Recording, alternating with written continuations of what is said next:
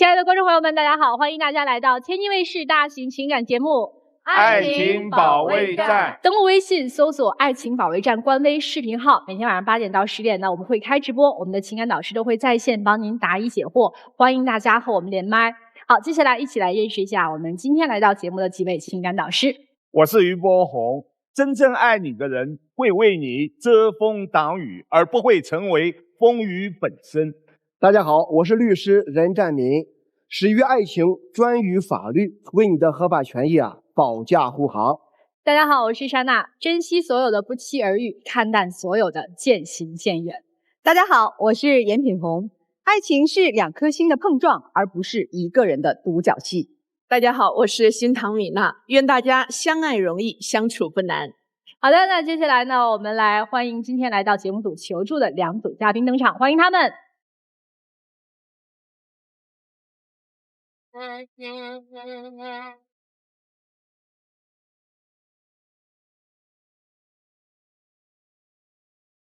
本期第1对情感嘉宾，田先生40岁，来自河北，个体；刘女士40岁，来自河北，文员。他们遇到了怎样的情感困惑呢？我们2个10几岁就认识，还是彼此的初恋。但是前几年他做过一次对不起我的事情，从那以后我们的婚姻就变得特别艰难。我犯过错，也很后悔，但我真的希望他能把这页翻过去，能像以前那样爱我。最近2年你们的感情有变好吗？没有，他还是总喝酒，经常应酬，甚至还有过夜不归宿。我觉得我没有办法完全信任他。他现在还是拿有色眼镜看我，有时都有点魔怔了，生活上也开始摆烂了，让我感受不到温暖。刚才通过我们的短片稍微的了解一下2位今天来的原因几句话当中就说了一个重点信息，说我曾经犯过错。这句话在一段婚姻当中，可能不同的人会有不同的理解，所以一上来咱们先明确一下这个错误是多大的一个错误。就是出轨了。他是做安防生意的嘛，然后经常会有一些女的客户。之前的时候我就是发现他突然间的特别爱玩手机了，而且玩手机的时候那个嘴角会不自主的上扬，而且他在看手机的时候呢会有意无意的避开我。这种现象持续了好长时间以后，我就注意到他了。有一天我就突然间把他手机抢过来，我就发现他跟他的一个女的供应商聊天非常暧昧，就是聊到什么程度呢，就是比如说早晨你吃了吗？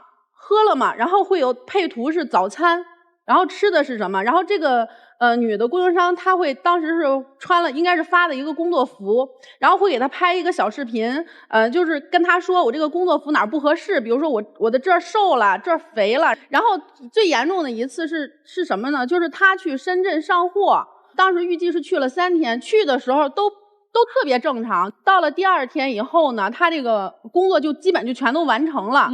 然后我就跟他说，我说如果你第3天没有什么事儿的话，那你就回来吧。他说我不回去。我说那你不回来，你是为什么？你是想去周边转转还是想干什么？没有原因，我说不出来，就是不回去，就不想回去，手机就关机了，我就找不到他了。事实是这样，第3天，我这个同事他知道我去深圳以后，他直接就飞过去找我。他说他在那边有几个客户可以给我引荐一下，他对我是有那个想法，也有那个意思，就要有合作关系的样子。我不知道怎么去摆正我们俩这个关系，知道吧？因为我事业刚起步，他能帮助我很多，我不想把他弄僵了。那你有必要因为这事儿出卖色相吗？我没有出卖色相。然后后来有一天，我就坐他的车上那个副驾驶，我当时想照一下镜子，然后我就把那个遮阳板一放下来的时候呢，上面掉了好多票据，其中有2张照片，就是他和那个女生的。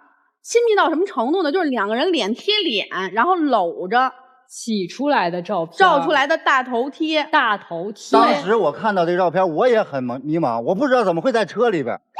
然后我们2个这件事之后就一直吵。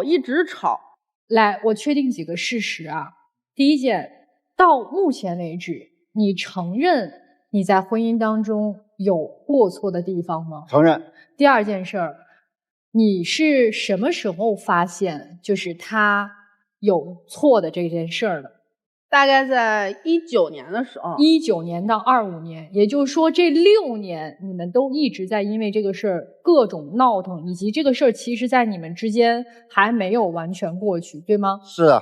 因为这后边还有一件事是什么呢？他总是那个就是不把这事儿解决嘛。后来我就去他们那个公司，他们那个单位的去找他们领导了，因为我去他们公司找过他2次，他没有见我。后来谁不见你？那个女生不见我。那个女生不见你。对。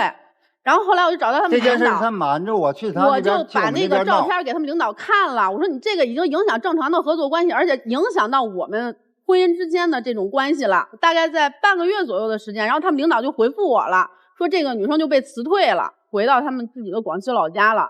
是我让她走的，并不是她自己本心让她走的。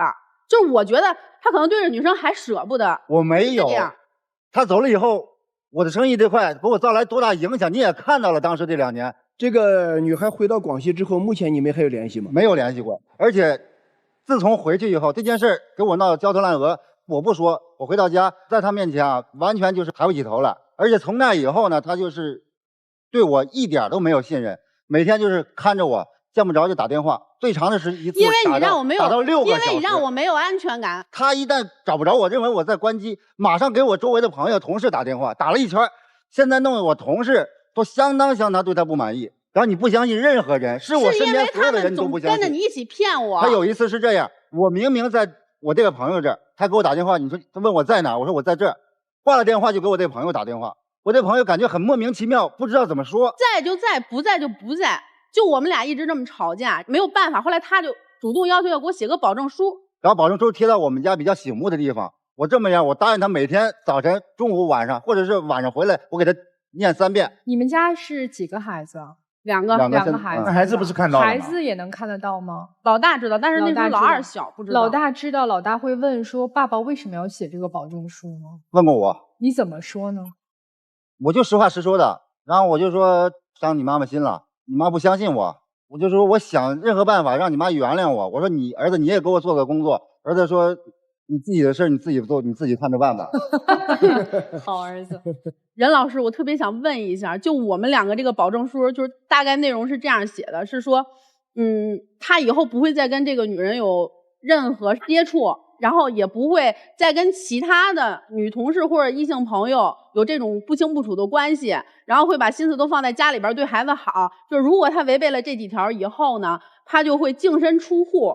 第一，你这种在家里这种不遮挡公开的方式肯定不可取。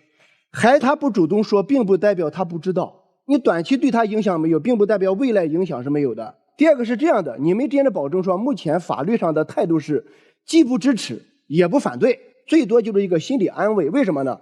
因为你这样的内容限制到了他的人身自由。你发现没有？他不能这个，不能那个，不能和别人接触。其实到最后是他自己主动要写的，主动写的社交软件上都没有任何异性的朋友，他就是特别不相信我。现在他有什么样的行为会让你特别的怀疑？就比如说他去饭店吃饭，然后因为一个女服务员花了1万块钱。那不是因为女服务员花了，英雄救美。我那叫见义勇为。我们2个跟我们同事一块去吃饭，吃完饭呢快晚了，提前他们先走了。我们几个男的下去以后去结账，我走到吧台那儿，正好碰见有一桌客人呢，几个男的喝多了，正在为难一个服务员，还上手打了一下。当时我看这个情况，我说几个老爷们儿，你说你喝点酒打一个服务员小姑娘，我看的是这个行为，我要想制止，当时就发生冲突了，就打起来了。打起来，然后就警察也来了，最后结果就是我赔了对方1万块钱。这件事在于他看来，他就认为说的那个小姑娘那个因为他们总去那个我对那女的有什么想法一样。是这件事闹大了，如果要是没有闹大，就是你去帮他了，那你们后边会怎么发展呀？会不会跟之前一样呀？我当时瞬间看的是这一幕，我是针对这个事儿，你知不知道？这个不重要。当时我为了让他相信，他总歪曲我。到底是见义勇为还是英雄救美都不重要，重要的是在你老婆心里，这个世界上所有的女人都是她的对手。是的，是的，是的。所以其实刘女士，你现在心里面一直是6年都没有过去这个节，对吧？所有之后的她的种种的行为，你都会跟这件事挂上钩，对，是吧？因为我特别没有安全感。就像她现在还每周7天，有5天都在外边，然后在外边她还有过夜不归宿的情况。然后她回来的时候呢，比原来多了一个毛病，她到家她跟你化疗，她不让你睡觉，他哭。我其实不喝酒的情况下，这些年你是怎么对我？看不到你的笑脸，一点温柔感觉不到。我进了家以后就跟那个你让我说完了，他喝酒我就特别担心，就比他跟别的女生在一起的这种状态，我就更担心他这个喝酒的这个伤身体，因为我们也这个年纪了吧。他是开局以后，他是打电话，我知道他要干什么，他要打电话问我都有谁，让我拍一圈视频，有没有女的？如果有女的，是谁？跟你是什么关系？这6年一直是这样吗？这么多年一直是这样。都这样查得紧了，你怎么还敢夜不归宿呢？有2次是，你胆够大的。我这种压抑声，我是2次喝多了，然后朋友弄不动我，然后直接抬到我的2个同事家，不是同事是朋友家。那你能去他们家？你就为什么不能让人把你送回家？人家敢送吗？每次送你跟人劈头盖脸，人敢送吗？你会怎么跟他的朋友表达？我说你们不要喝这么多，为什么你们都没事，只有他喝这么多呢？我说如果你们是真的朋友的话，他喝酒喝得多的时候，你们可以拦一下呀。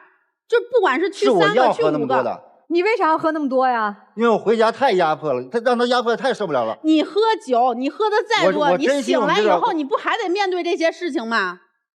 其实这件事我也不知道怎么才能翻篇。那你说说你老婆在家里面具体有哪些的变化，让你觉得特别受不了？不收拾屋子，不是不收拾屋子，就是故意破坏屋子，就是把我那屋子整个家里啊就跟猪圈一样。那谁收拾呢？这家不能一直。基本上就是我要是实在看不过去了，我就整体弄一遍，弄一遍了，完了以后用不了几天还是一样的。他之前跟洁癖一样，就是没发生这事之前，我穿着外套，他不允许我进卧室的。那对孩子的关心程度有变化？对孩子就是散养吧，他不管也不让我管。还有什么是在你眼里你觉得你老婆变了的？我想管钱。从那件事以后，然后我账面你都看得很清楚，是不是？我每笔开支你都知道。然后呢，每个月基本上我给他15000块钱生活费，平常的柴米油盐呐、水电煤气啊，或者孩子保险啊，要是赶上他没时间，我也去管这些东西。我并没有说不给你，或者这东西我瞒着你，我想干什么？我是说的意思是，你把钱给我，然后每月给你点那个零用钱，然后你自己的就是这个生意开支你说，或者说你把这个钱绑到我的卡上。我得上货，我得进货，或者说给人结款。突然你可以把这个钱绑到我的卡上，然后你知道密码，然后你就可以把这个钱你用的时候刷出去，然后我这边就有短信，我就知道，我能及时的知道他这个钱款的去向。但是他不同意。为什么不同意啊？我要钱，1个月给我几百块钱零花钱，要什么钱我要跟他要，跟他请示打报告。2位今天来我们爱宝是希望我们怎么帮你们？想让他把钱放我这儿。然后就是让他别喝大酒了，然后把钱放你这儿，别喝大酒。对，然后早回家一些。早回家，3点是吧？对，而且就比如说这个家务，因为家务现在我不是说不做，我也在做，只不过就是不像原来做的那么精了，让他做一些家务，分担一些家务，这就4点要求了哈。想离婚吗？不想。那不离婚的原因是什么呢？别说是为了孩子啊，我不能说对他一点感情都没有，因为我说实话，我长这么大也没有处过其他的对象，就是他。然后要说一点感情没有是假的，我就感觉他就像那个沾了屎的钱，拿着吧恶心，扔了又觉得特别可惜。男士，你有什么诉求？其实我就希望他信任我，回到以前那样，我俩那种状态，他那么爱我，和好如初。是的。我想问一句啊，因为你们有2个孩子，我看他年龄也不大，一个青春期，一个才上小学哈。2个孩子成长的健康快乐吗？孩子的3观挺正的，然后呢，心理也很健康，就是学习不太好。对，但是3观特别正，也特别听话。因为我们俩在孩子教育上边也会有一些分歧，就是我觉得就是认为孩子不一定走学习这个赛道，就是我3观正，身体健康，然后比较听话，然后就没有问题。我们也把孩子耽误了，就是现在他这个态度，有时候孩子现在导致的就是没有什么规律，什么睡觉啊，起床啊，可能2、3点钟以后睡，都是乱影响。那接下来这样，我们先来听听今天同样来求助的这个小豪和小颖啊，你们听完他们的故事，有什么想说的吗？其实我是站在男嘉宾这边的，他虽然刚开始有过错，但是他已经认识到自己的错误了，他已经悔改了。这个女方你就要选择去包容他，去相信他，而不是你各种精神压力去打压他。这样这个男嘉宾迟早有一天会崩溃，他会不想回这个家，他会厌恶那个家。反正我特别理解这个姐姐的想法，因为已经结婚了嘛，那这个大哥他就应该和异性交往的时候应该注意那个尺度，最基本的应该是对婚姻应该是忠诚的。那接下来我们就听听各位老师们的建议。婚姻不忠诚，做男人的不用侥幸，不用认为自己偷偷摸摸不会天亮。但是这一个丈夫事发以后，他坦然地承认了自己的过错，而且也愿意为自己的过错买单，也表示自己要洗心革面。在那个时候，作为妻子选择离婚或者选择妥协。但我遗憾地看到，明明知道自己无法忍受，无法面对，在那一刻你降低了自己的底线，选择了妥协。选择妥协就是选择原谅，那就应该给他一个改过的机会。我能够理解，因为爱他，你从一个极端到了另外一个极端。当然，作为丈夫，在这个过程当中，你口口声声说爱他，面对这样的状况，确实人是情绪动物，但是你夜不归宿，非常敏感，借酒消愁更是破罐破摔。这两样解决得了问题吗？他需要的是看到一个男人真正的回归到了我身边，哪怕他有误解误读，他有极端，他有偏激，他有敏感，但是你用自己的拥抱，用自己的行为去证明给他看啊。越是这样的时候，老婆让我不喝大酒，我就不喝，这是他想要的呀。另外还有，我能够明白，一个男人面对这样的一个危机重重的家庭的时候，他拼命的守着那个钱，把它当成自己的那根稻草，否则认为我在这个家一无所有了。所以妻子这个建议非常对，信任，钱就给他管。因为信任就像一个家的地基，地基不稳，它随时都可能摇摇欲坠。所以现在需要的是丈夫给妻子机会，让她去恢复内心的平常。我给你提3个方法。第一，你们双方共同设一个账户，比如说6个密码，前3个密码你管，后3个密码你管。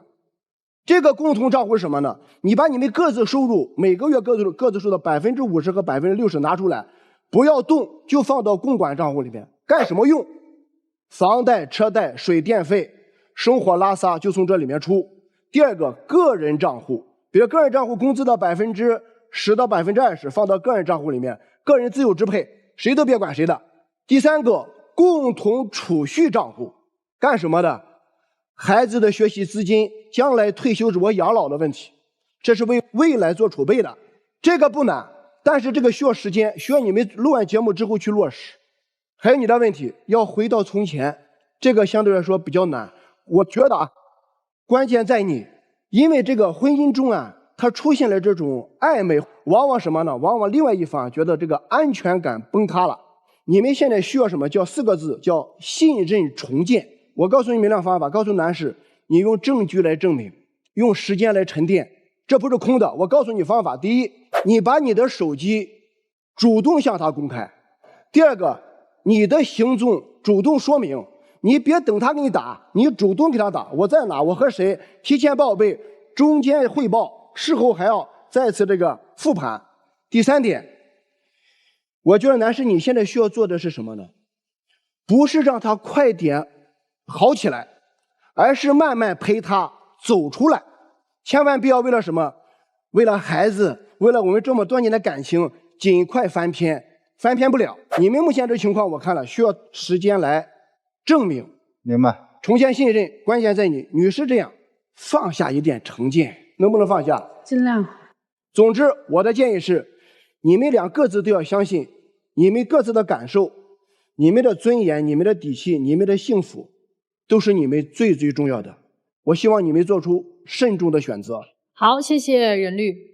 那想了解更多任占敏律师的观众朋友们，现在啊有一个非常简单的方法，就是去关注北京冠岭律师事务所的微信公众号。您有法律方面的问题呢，可以前去咨询。刘女士，你现在不是过不去，你也不是放不过自己，你是在享受折磨他的过程，因为你觉得这辈子我就这一个人，我从初恋到结婚，我从来没有跟任何的男士接触过，我从一而终。但是你怎么可以背叛我们的感情？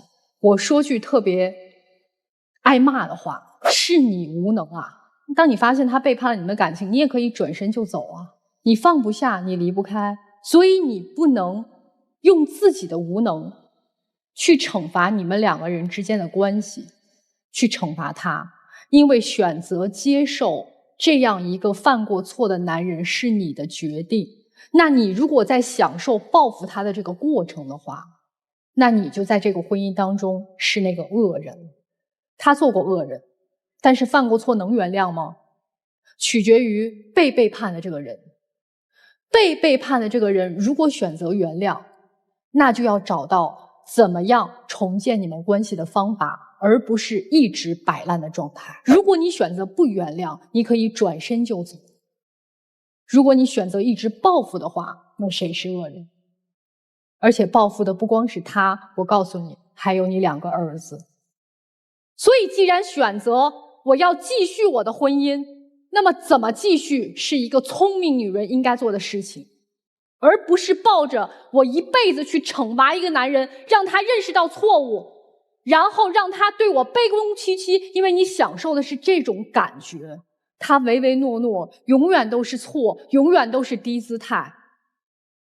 但这样对于你们的家庭，对于你的孩子都是不健康。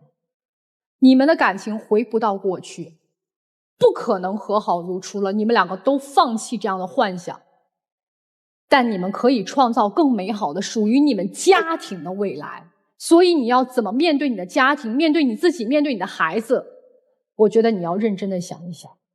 如果不能原谅，如果心里那根刺儿拔不掉，咱不拔了呗，戳在那儿自己过行不行？怎么了？就非在一个烂泥潭上不停地在那儿泥里边打滚啊？离呀！你敢折磨彼此6年，不敢离婚吗？你有多么的怯懦？老师，你不要圈到这个行不行啊？你听我说，你看他急的，你们这6年过成这样，你也占了很重要，60%的错是你。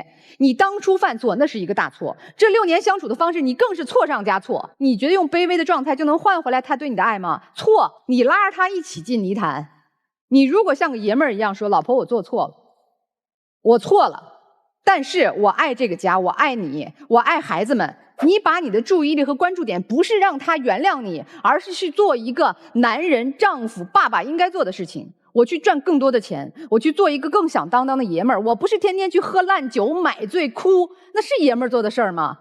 这6年来你的表现极差，你给孩子造了一个什么榜样？他是已经崩溃的边缘，说让你写保证书，我绝对不会挂起来。你把这个话边界说清楚，我做错了是我错了，我不能让我儿子跟着受罪。我可以写下来，我给你放保险箱里，我不能放在这儿给儿子看。你是一错再错，错上加错，导致你们现在家不像家，两口子不像两口子，爸妈不像爸妈。所以如果没能力就别过了。我有能力，有能力你就做出来点事儿看呀。你把你的关注点放在儿子未来的生活的规划，对吧？放在怎么能够让你的家创造更多的物质财富，怎么能让你的家更稳定啊？你有这能力吗？我看不着。还有一个建议啊，因为我觉得你们俩是2个相爱的可怜人，其实是相爱的啊。如果不是相爱，他不会受这么大的伤害。但是2个相爱的可怜人，没有能力的可怜人，我真的有一个建议：你要想真的把这个家持续下去，去找专业的机构帮助你们解决困惑。我们爱情保卫战有很多心理专家呀，有很多心理导师啊，寻找专业机构的帮助，帮你们走出烂泥潭。要不就真的别过了。我的建议非常的清晰。彼此折磨，折磨自己，你是在纯粹折磨自己。女士，你一点都不像个妈，这是让我最生气的。人家为母则刚，遇到丈夫的背叛，好多女人选择的是我可以不要这个渣男，但是我把全部的注意力去爱我的孩子，这也是一条正道。你干了点啥呀？这6年，我是真是气得心疼，但我有很多的愤怒都来自于你对你妻子的抹黑。我特别讨厌你先生，真的就特别讨厌。我得跟你说实话，妻子，他的话一句都不能信。这是一个靠不住的男人，你所有的感受都是对的，只要给他机会，只要他知道代价不是很重，他一定会再犯。啊，那是保卫战还是破坏战？就破坏你的感情了，怎么了？这么多年来，如果你能对你的妻子有一点点来自真心的忏悔，有一点点能真的知道她疼，你今天就不至于这么理直气壮。你的妻子离婚之后也会很痛苦，她的痛苦就来自于你使她不再相信人类，而不是什么爱情，不是什么婚姻。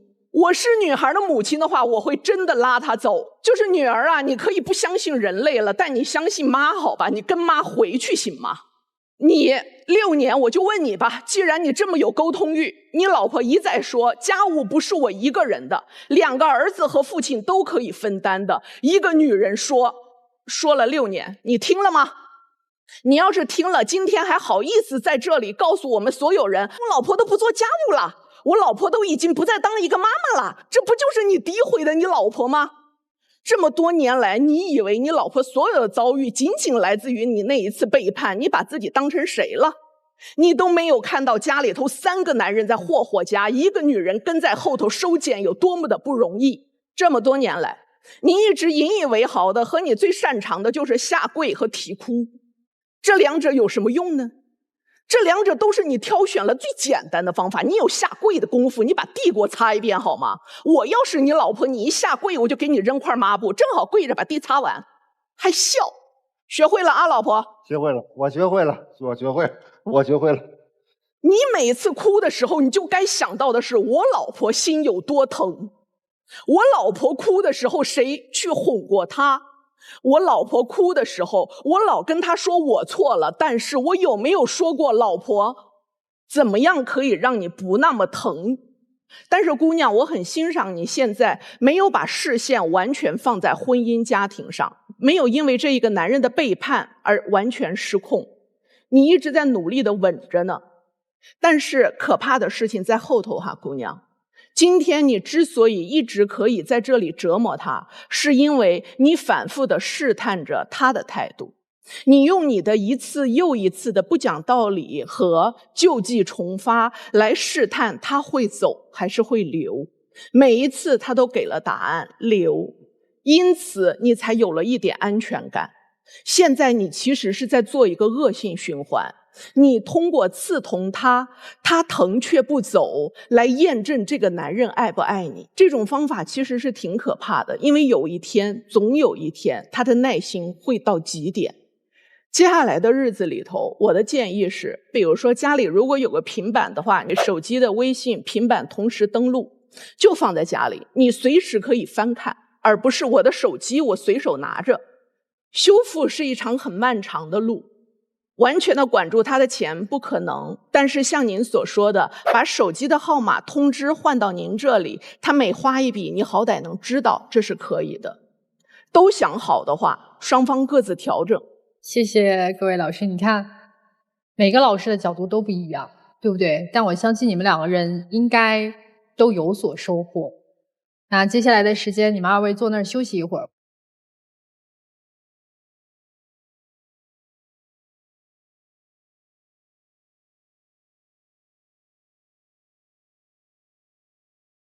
本期第2对情感嘉宾：小豪29岁，来自河南，物业管家；小颖34岁，来自河北，财务。他们遇到了怎样的感情问题呢？你最接受不了对方什么？我最早认为和姐姐谈恋爱很轻松，但是根本不是那么回事儿。她像管儿子一样管我，我真的受不了了。这恋爱谈的，我心力憔悴啊！首先，他爱玩，不成熟，还没有担当，花钱没节制，我看不到我俩的未来。你来节目的目的是什么？我就是想和他好好谈谈，能不能包容性强点，要尊重彼此的爱好，别双标，做一个合格的姐姐。我想让他做出改变，都快30的人了，别天天想着玩，节俭一点，做事动点脑子，对以后也有一些规划。情感问题无人倾诉，渴望专业的解答与指引。即刻打开微信，扫描屏幕2维码，添加爱宝小助理的微信号。每天晚8点，微信视频号官方直播间，资深情感导师暖心陪伴。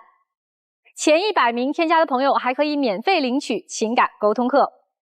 让我们助您解锁生活幸福秘籍。你俩谈恋爱多长时间了？有1年多了吧。1年多了。对，你比大几岁呀？这是5岁。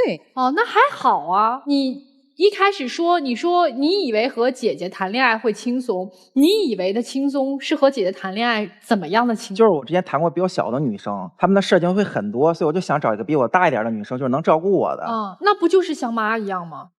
姐姐跟妈她不是一个概念。那照顾你那不就是妈吗？但是她现在不是照顾，她是完全就是管控，就管得很严，什么都管。今天谁要来的？她拉我来的。是我要来的，因为之前跟他在一起的时候就知冷知热的，日常如果说有啥事儿的话，嘘寒问暖的挺好的。然后现在的话就是基本上问他啥啊，挺好的，你看着办吧，无所谓，就这种态度。他还特别不成熟，特别爱玩，还没有担当。我现在我都不知道他整天心里在想啥。他怎么爱玩了？就是整天就把时间和精力就放在什么夜店呀、酒吧呀那种地方。带你去吗？有时候会带我去。那你会愿意跟他一起去玩吗？我不太喜欢那种环境。然后就是因为这个，上次他朋友过生日非要带我去，然后我俩还闹矛盾了。为啥闹矛盾了？那次是去了之后，我发现我真的是，与其说是不喜欢，不如说是讨厌。就觉得特别吵，太讨厌那种环境了。那我就找了个借口，我说我去趟卫生间，然后回来的时候就发现他旁边坐着一个女生，然后2个人聊得眉飞色舞的。他当时就一直走。你先闭嘴，我先说。哎呀，好厉害。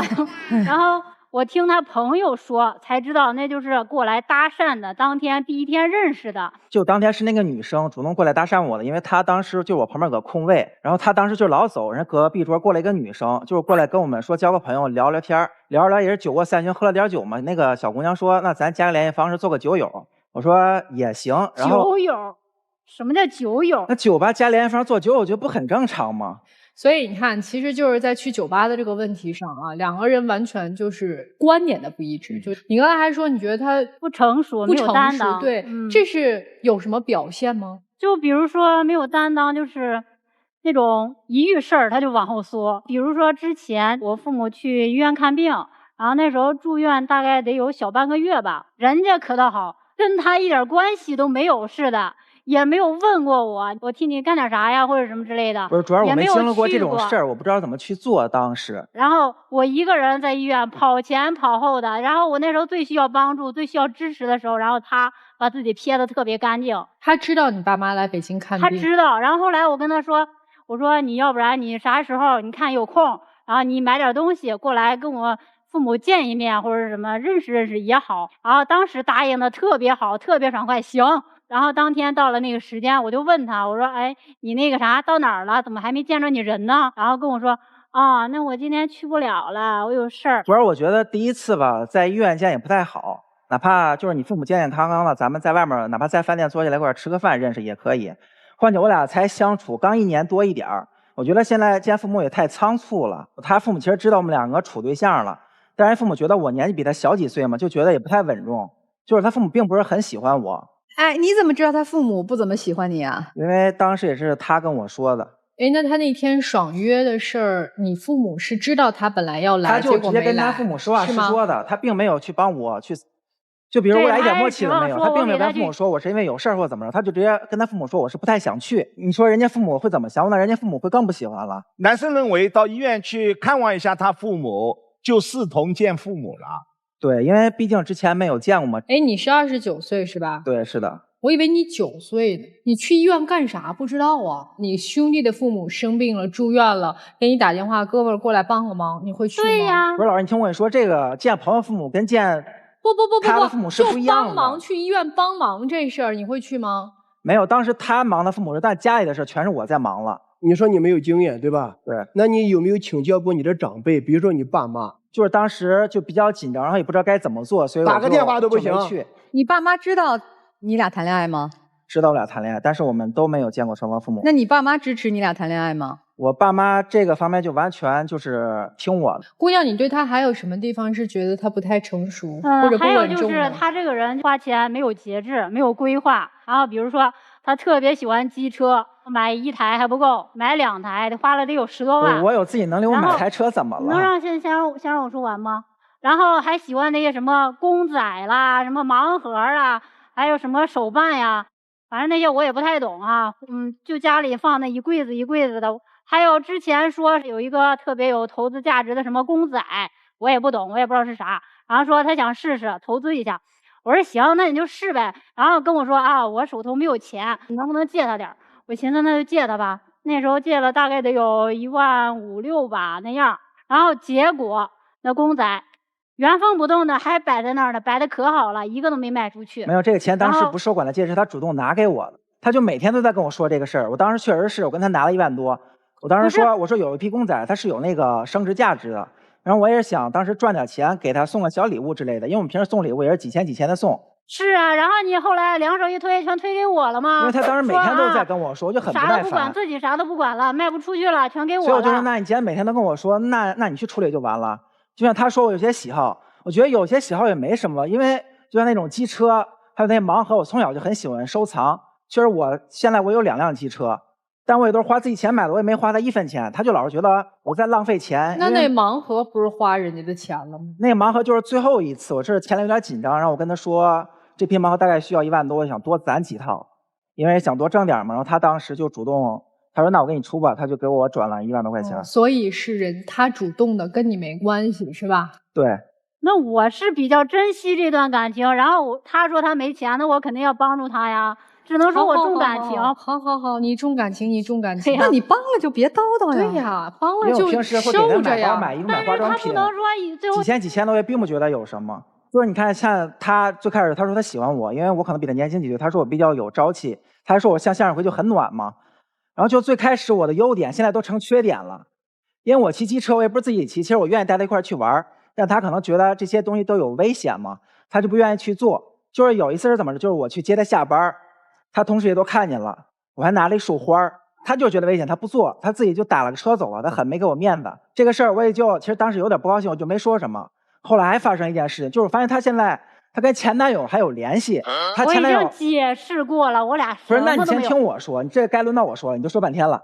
他当时怎么回事？他当时收到一个很大的快递，是从新疆发过来的，看很大的，那是应该一箱特产。然后我就想可能是他朋友送他的吧，我当然也没有多想。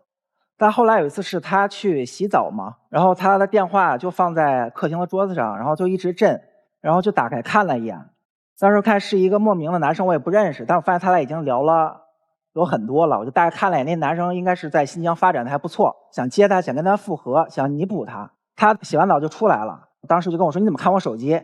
然后当时就问他，我说这个男的是谁呀？他也跟我说了，这个是他前男友。我当时然后我俩就吵得更凶了。他说他俩并没有什么联系，现在。那本来我俩就没啥联系。不是你没什么联系，你给他删了不就完了？我为什么要删人家？我们认识，我们那时候是同学。不是你不删，你不就给他机会吗？但他为什么老找你聊，他不找别人聊呢？什么叫给他机会？我们聊天也是聊得很正常的那种普通同学。他为啥给你寄那么大一箱子特产呀？就是因为他之前他老是觉得说，可能就是那时候整得挺不愉快，然后觉得可能是亏欠我。那他提出想跟你复合，你没拒绝对吧？对，为什么不拒绝？我没有同意，但是我肯定是要拒绝的。那你到现在为止拒绝了吗？我拒绝过，就是他现在联系方式都加上，他没删。我俩认识10几年了，比认识你的时间还长，我为什么要删人家联系方式？我再说了，我留一个联系方式又怎么地了？对他联系方式都不删，我从酒吧加人家女孩方式怎么了？在我们都没聊天。这不一样，那肯定不一样啊！你们是认识1天，那是第2天再有一个女生再给你套近乎，然后你又留人联系方式了。不是，这个完全不同，他是历史遗留问题，你是现实问题。都是不太，我看来都不太好的问题。他这个是在这儿等着。哎，我问一下，他本身就没上，我为什么不能加呀？我追问一下，我先不说你的事儿。你说你拒绝他了，为什么要接受他送的礼物？不是，是他一直说啊，你那个给我个地址，我给你寄箱。那你不要啊？你说咱俩结束了，我拒绝他了，我说我不用这些，然后你自己留着吃或者怎么样。然后他说那你不行，你就给我打电话发信息什么之类的，然后我就给了他公司地址嘛。行，听懂了，反正还是留了个口吧。哎，你俩对未来有啥规划吗？其实现在我觉得规划也不用说那么多，因为我俩现在就过得特别好，因为我们俩现在从北京。对，你觉得现在啥都好？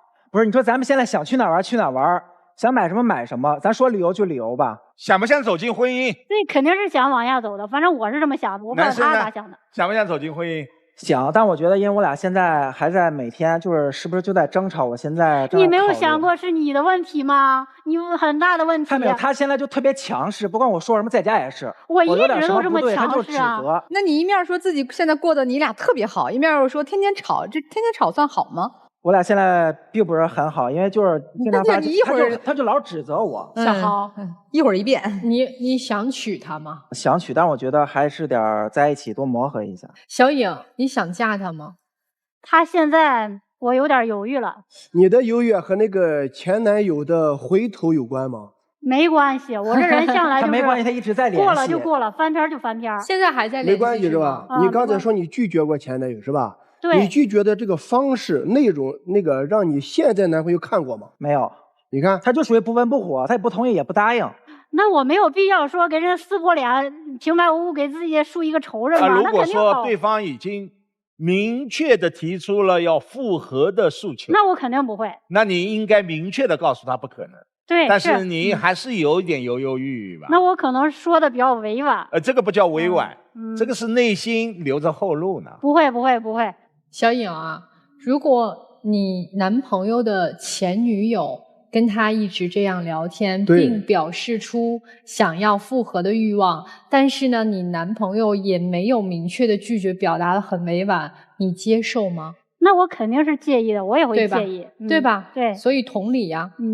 今天你们两个人来我们这儿，希望我们怎么帮助你们？我就希望他改他这种性格，都30多岁了，就成熟一点，不要像小孩一样，然后整天小家子气。好，来，男生你有什么？我就是希望他别这么强势，别动不动就跟，因为我最开始也是想找个姐姐类型的好好照顾我，并不是说找个老妈了训自己儿子一样，每天都在训。因为都知道有那么一句话，一个玩笑话，就是年少不知姐姐好，错把妹妹当成宝嘛。所以我就想找一个姐姐来照顾我。那这个姐姐她实际上有照顾吗？还是只有当妈的那个成分？她最开始是有照顾的，也比较体贴，但是现在完全不一样，现在就完全就是教训，特别严厉。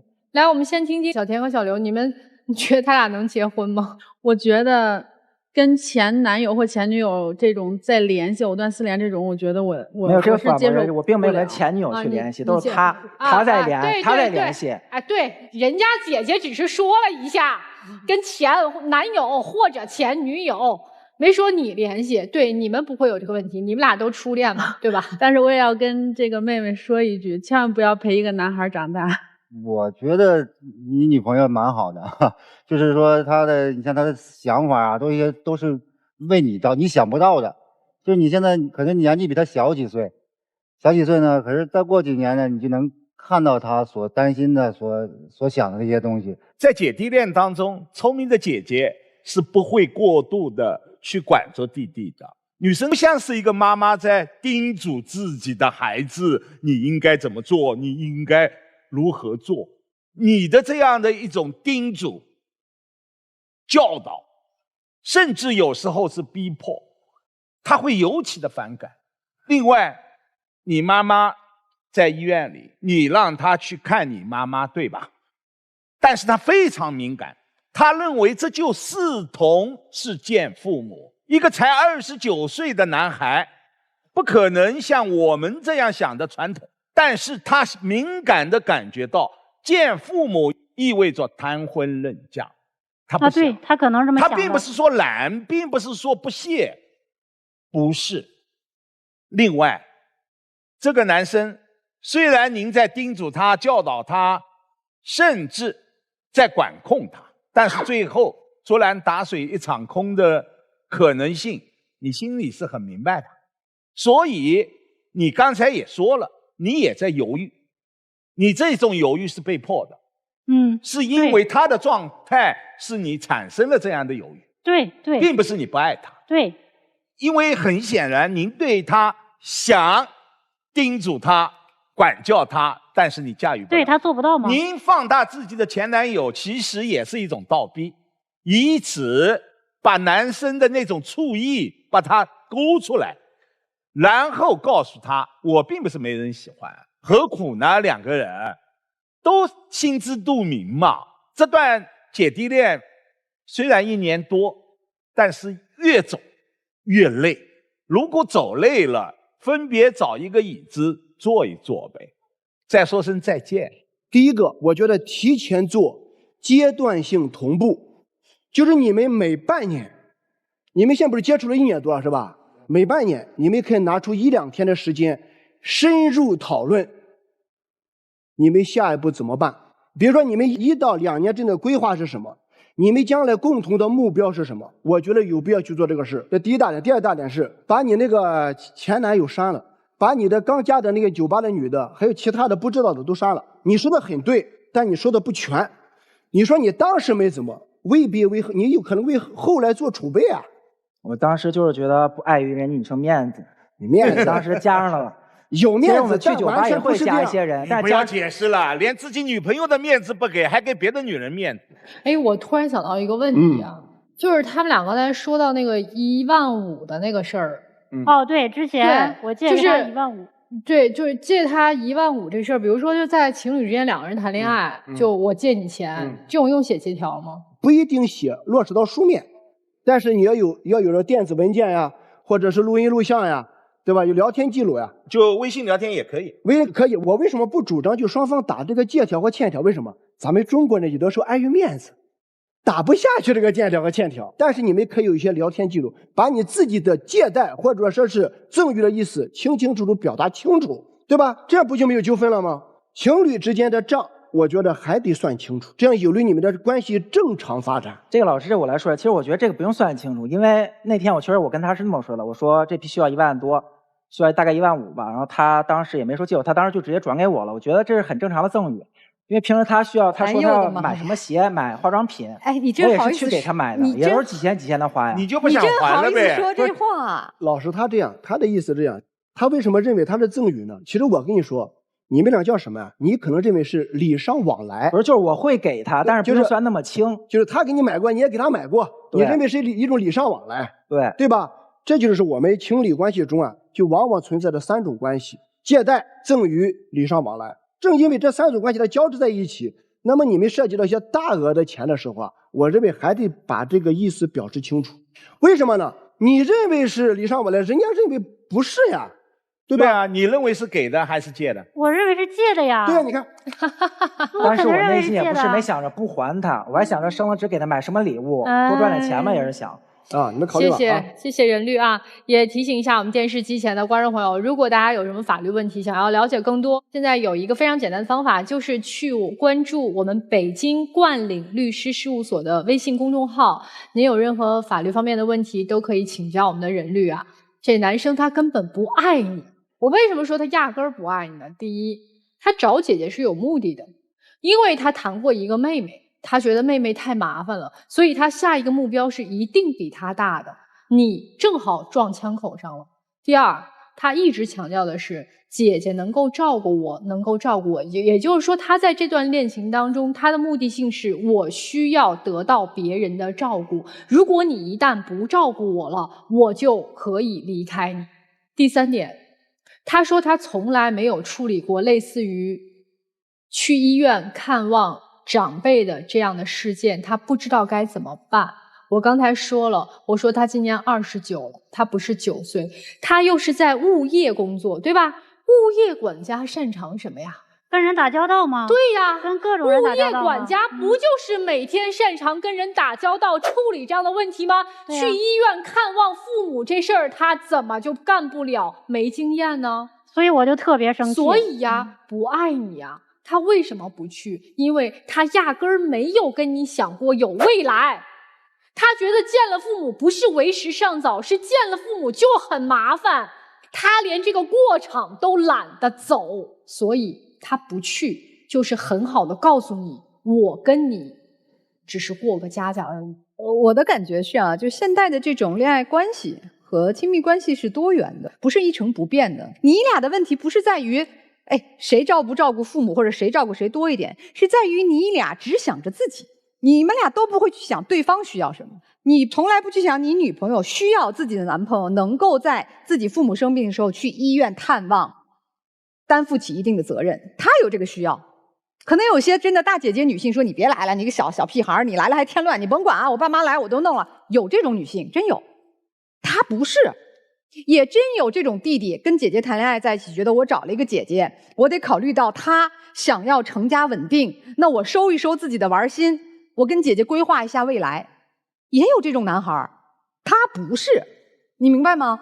我觉得不要拿这个去评判对方好与不好，谁的问题大与小，而是在于你俩不合适，你俩想法不一致。你到现在你都不认为他在酒吧里陪你，他其实不喜欢，但为了迎合你的爱好陪着你，你能当着他的面加一个别的女孩的微信，你觉得这没毛病，这就挺可怕的了。老师，如果他当时不会老离开，别的女生也不会有机会呀。他离开你就要给别的女生机会加你微信，这说的是一个男朋友该说的话吗？你像你根本不是说找不着姐姐谈恋爱，你就不应该谈恋爱。你先树立你正确的恋爱观念，这个恋爱观念不是说我要不要成家，要不要结婚，什么样的模式，而是我作为一个男朋友起码的底线是什么。如果没有，请你不要谈恋爱。等你什么时候能够负起一个男朋友应该有的责任和起码的边界感，咱再去恋爱。因为爱情是要负责的。就是咱如果要谈姐弟恋的话，要找一个合格的弟弟。就是这个弟弟完全不合格。是的，他把在场的3个姐姐都搞烦了。你就可想，你跟他谈恋爱的话，他得耗姐姐多少元气？这么固执、自以为是、以自我为出发点的弟弟，要他干啥？我们要弟弟不也是为了要弟弟的活力和弟弟能够体贴，弟弟不会像有一些什么大男子主义的那一些男人一样给你压迫感，对吧？但你这一个弟弟胡搅蛮缠，你这一个弟弟就是属于没理也要硬撑，有理的话他更需要在家里头得3分，就是这样的，对吧？所以已经把你熬的都已经一脸苦相了。我不知道为啥你还要待在这个爱情里。你们俩还有一个地方界定不清楚的，就是老妈子和老妈。他说你像老妈，你说你像老妈子。老妈子是全勤服务，不管他的。老妈子只提供帮助，就像家里请的帮佣，哪有帮佣去管主人的钱，哪有帮佣去管主人跟谁社交啊？而你没有成为他的老妈子，你成为的是个老妈，所以你是一个不合格的姐姐。然后至于男孩哈，就是咱再玩一个抠字眼的游戏，就也很有意思。对于姑娘来讲，未来她是希望早一点结婚的，对吗？而结婚意味着什么呢？就像你说，我必须得磨合，我磨合到我们俩性格合适了，我才会考虑结婚，对不对？对。到时候你会娶一个新娘子，对吧？对。新娘是什么？不就是新的娘吗？新的娘不就是用来管你的吗？哪有一个婚姻里头老婆不管人的？所以你跟谁磨合，到最后都是有一个新的娘。可是你却认为这个女孩必须得跟你磨合到完全不管你，只对你知冷知热提供服务。所以现在都不说你们俩相不相爱了，两个人曾经在一块儿，肯定有个甜蜜的时候，肯定也有过小奶狗像小奶狗，姐姐像个姐姐，两个人在一起正好达成了内心的互补。但是现在明显的两个人的目的地都不一样，他的目的地是我就想在此处停留，想玩耍，你的目的地是我要到人生的下一个阶段，我得结婚了，就这么简单嘛。你要是问我的话，我会说，假如你自己内心的这个生理时间不迫切的话，那就在一起谈恋爱咯，反正感情没好玩。但如果你说不行，我自己的生理时间我很在乎，我希望有自己的时间点结婚生孩子，那就得利索的斩断这段感情。无论他表现的有多么爱你，无论他嘴上说他有多么爱你，你都得知道他跟我不是一路人。我只有把这一个错误的放掉，我才有可能让我先回到单身，我单身了才有可能有跟我一路的人出现，对吧？对。所以不就这么简单吗？选择交给你们。感谢两组嘉宾来到我们节目跟我们分享你们的故事啊。那接下来时间请你们回到门后，待会儿是否出来你们自己做选择好吗？谢谢你们，来请回到门后。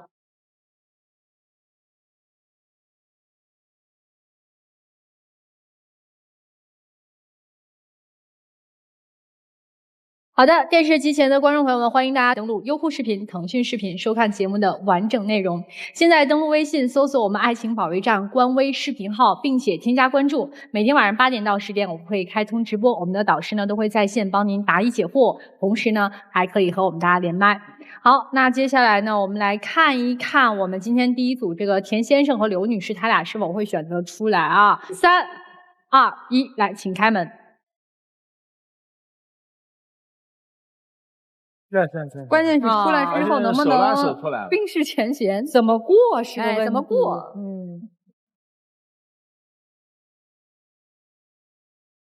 你俩有啥想说的吗？我觉得我就像老师说的那样，然后尽量拔掉心里这个刺儿，然后尝试着信任他，给他一个机会，也给我自己一个机会。对，有时候不要把自己的门槛设得太高，如果太高的时候把它降下来。从今天开始好好过。先生有啥想说的？就像这位老师说的吧，付出不是让他看到，不是心甘情愿的去付出，去悔改吧。希望你能用实际行动向你老婆证明，好吧？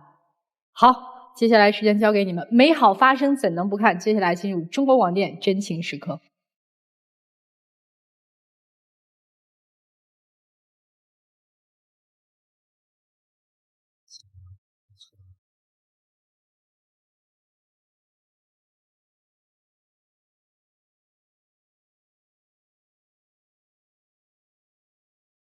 好了，谢谢你们2个人，希望你们的婚姻能够顺利。谢谢老师，别老骂了啊！谢谢你们啊！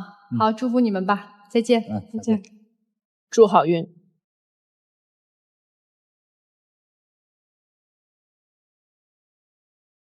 要提醒一下电视机前的观众朋友们，如果有情感困惑的观众朋友，可以通过登录微信搜索我们爱情保卫战官微的公众号、视频号，我们不收取任何的报名费，小心受骗。好啦，接下来我们来揭晓答案，3、2、1，请开门。情感问题无人倾诉，渴望专业的解答与指引，即刻打开微信，扫描屏幕2维码，添加爱宝小助理的微信号。每天晚8点，微信视频号官方直播间，资深情感导师暖心陪伴。前100名添加的朋友还可以免费领取情感沟通课。让我们祝您解锁生活幸福秘籍。这应该不出来了吧？别出来了，出不来了。哎呀，不知道啊。这不应该出来了吧？不出来就是好事儿。不会出来了，女生已经看明白了呀。好。不管怎么样，希望他们都能够认真对待自己的感情，然后重新开始啊！好，接下来让我们一起进入婚恋新说法。我跟婆婆有很深的婆媳矛盾，她经常在家庭群里辱骂我，我可以跟她断绝关系，以后不赡养她吗？在法律上，儿媳妇对婆婆没有赡养义务。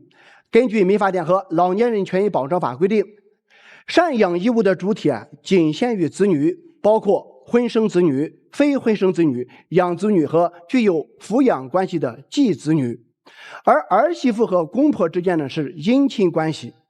但是，如果丧偶儿媳对公婆尽了主要的赡养义务，就有权作为第1顺序继承人分割遗产。爱情保卫战，我们下期再见。